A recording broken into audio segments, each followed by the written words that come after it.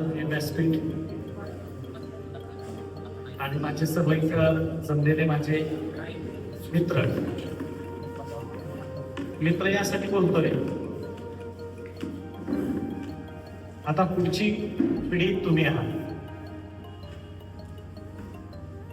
तुमच्या बरोबरच सर्व काही गोष्टी निर्माण होणार आहेत. आज पहिलं बोर्डाचं पेपर 10वीचे विद्यार्थी देणार आहे.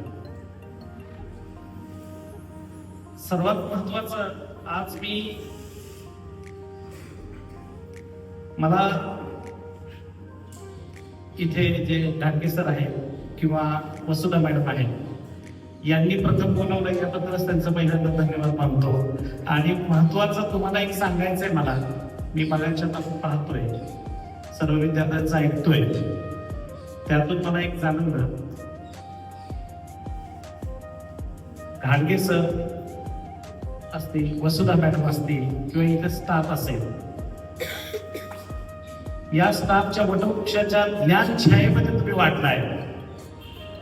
आणि 17 वर्षाचं आज हे रोपट नाही म्हणता येणार, वटवृक्ष म्हणावं लागेल. कारण की 17 वर्ष काय स्ट्रगल असतो आणि कसं निर्माण करायचं असतं. वारंवार माझ्या सराशी मॅडम यांच्याशी गाठीभेटी होत असतात, तुमच्या बाबतीत भरपूर काही ऐकायला मिळत असतं. आणि मुलांबद्दलची तळमळ त्यांच्यातून जी मला दिसते ती खरंच वाखाणण्यासारखी आहे. तुम्हाला सांगतो, साताऱ्यामध्ये खूप अकॅडमी असतील, क्लासेस असतील, पण तुम्हाला घरासारखं फील देण्यासारखं दुसरं सेकंड आता हो म्हटलं बद्दल खरंच हे दुसरं घर असतं, पण हे ज्ञान देणार असतं. परत एकदा स्कूल लाईफ संपली की कॉलेजमध्ये गेल्यानंतरची कितीही तुम्ही कॉलेजपासून पुढे शिक्षण करा, तुम्हाला शाळेची आठवण चांगल्या पद्धतीने येते. आणि ती असो, स्कूल असेल, क्लासेस असतील, यातली जी तुमची बॉन्डिंग असते ती महत्वाची. याचबरोबर मला सांगावंसं असं वाटेल, आता परीक्षा खूप जवळ आलेली आणि आपलं महत्वाचं, सगळ्यात महत्वाचं असतं की टेन्शन. आता एक्झाम आली आहे, खूप टेन्शन आहे, त्यामुळे जेवण काही व्यवस्थित करणार नाही. सगळ्यात महत्वाचं आहे, छोट्या छोट्या गोष्टी असतात, खूप महत्वाच्या आहेत. आपण आपलं जेवण काय करतोय, फूड काय खातोय, हेही तेवढंच महत्वाचं असतं. आज आपण घरचं खायचंय, व्यवस्थित शिक्षण, आता टायमिंगला झोपायचं. झोप आणि जेवण हे व्यवस्थित असेल ना, तर डेफिनेटली तुम्हाला पुढचं टेन्शन खूप कमी होणार आहे. मुलांना भरपूर टेन्शन असतात, पेपर कसा असेल, काय असेल, एवढं वर्षभर तयारी केल्यानंतर याची कुठलीही तमाना करता महत्वाचं आहे की आपल्याला पेपर कशा पद्धतीनं सोडवायचा आहे. त्यासाठी आपण पहिला वेळ पेपर नीट वाचून, सोपं आहे त्याच्यावर जास्तीत जास्त भर देऊन पहिला आपण ते कम्प्लीट केल्यानंतर आपोआपच आपल्याला सर्व काय आठवतं. रिव्हिजन चांगल्या पद्धतीनं झाल्याच असतील आणि घेतल्यात ह्याची मला खात्री आहे डेफिनेटली. आणि याच पद्धतीचं सर्व जे शिक्षण हे मुलांसाठी जे दिलंय, आज भरपूर काही मी ऐकलं आणि त्यामुळे मला आज अजून अभिमान वाटतोय की माझ्या गावचे, माझ्या भागातली एक संस्था एवढ्या मोठ्या स्वरूपात, सर्व शिक्षकांचंही त्याच्या बाबतीत खूपच आभार आहे तुमच्या, की त्यांचंही तेवढाच मार्गदर्शन मला सरांनी सांगितलं की भरपूर चांगल्या पद्धतीनं प्रत्येक विद्यार्थ्याला मिळत असतंय, मिळतंय. तुम्हीही त्या बाबतीत कष्ट घेतलेले आहेत. मुलांनो, यापुढे इंसाफ की डगर पर बच्चों दिखाओ चल के, ये देश है तुम्हारा, नेता तुम्ही हो कल के.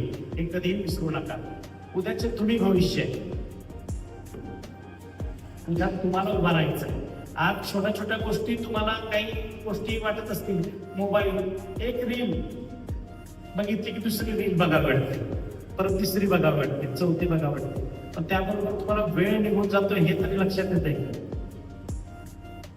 सगळ्यात मोठा मित्र आता तुमचा मोबाईल असेल, तो सगळ्यात मोठा आत्ताचा थोड्या दिवसासाठीचा दुश्मन करून टाका. काही गोष्टी आपल्याला सॅक्रिफाईस करता आल्या पाहिजे. आपल्याला पुढचं जर जीवनात चांगलं काहीतरी बनायचं असेल तर वेळेला खूप महत्व द्या. आज वेळ जेवढी तुमच्या बरोबर आता आहे ती सुद्धा त्याचा पुरेपूर चांगला उपयोग करून जे ज्ञान दिलं गेलेलं आहे आपल्याला ते चांगल्या पद्धतीनं कसं आपल्याला पुढे नेता येईल या दृष्टिकोनातून आपण आपलं काम करायचंय. याच्या पुढे परीक्षा खूप चांगल्या पद्धतीने द्यायची. मित्रांनो, मैत्रिणींनो, तुम्हाला सर्वांना मला एक सांगायचंय की या जीवनामध्ये मित्र भरपूर मिळतील, आई वडील सर्व काय आहे, पण उभा राहायचंय तुम्हाला. ते तुमच्या बरोबर आहे. शिक्षण, आई वडील हे तुमच्या बरोबर असतं, पण ते तुमचं पुढचं जीवन पूर्ण करण्यासाठी तुम्हाला स्वतःला उभा राहावं लागणार आहे. मला कधी भाषण करायची सवय नाहीये. मी आयुष्यात पहिल्या वेळेस स्टेजवर उभा आहे. मी याच्या अगोदर कधीही माझ्या विद्यार्थ्यांना सोडून कधीही काही बोललो नाही.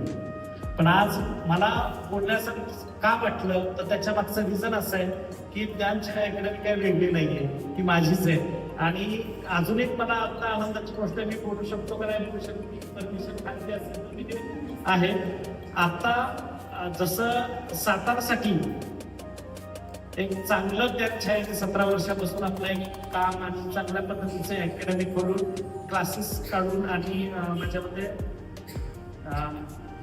फाउंडेशन कोर्सेस चालवून चांगलं एक नाव केलंय. त्याचप्रमाणे मी आज माझ्याकडून अनाउन्समेंट करतोय की आमच्या भागामध्ये नागठाणे या गावामध्ये आपली ज्ञानछायेचं अजून एक या वर्षी नवीन सुरुवात होते. त्याबद्दलही सर्वांनी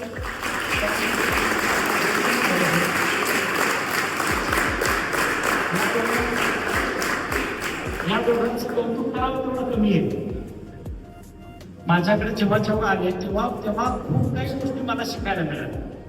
आणि विद्यार्थ्यांच्या बाबतीतलं जे प्रांजळ प्रेमळ मत येत नाही यांची ती खूप चांगली, की माझे विद्यार्थी खूप चांगल्या पद्धतीने आज मी त्यांचं रोशन पाहिलं.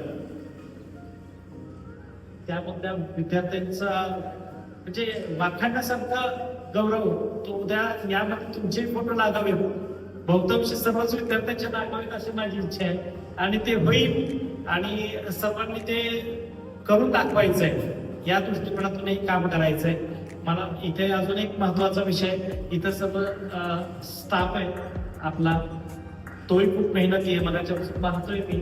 सर्वांनाही माझ्याकडनं खूप चांगल्या प्रकारे धन्यवाद की या स्टेजवरती तुम्ही मला सर्वांनी बोलवलंय, त्या बाबतीतही धन्यवाद. आणि इथेच मी थोडंसं थांबून पुन्हा एकदा तुम्हाला सर्वांना पुढच्या आयुष्याच्या वाटचालीसाठी शुभेच्छा देतो.